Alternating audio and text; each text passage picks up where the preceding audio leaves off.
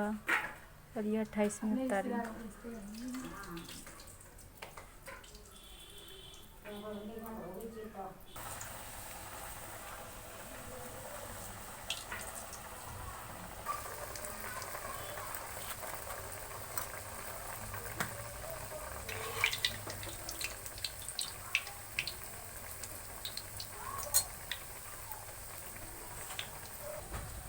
अम्मी कचौड़ी बना रही हैं।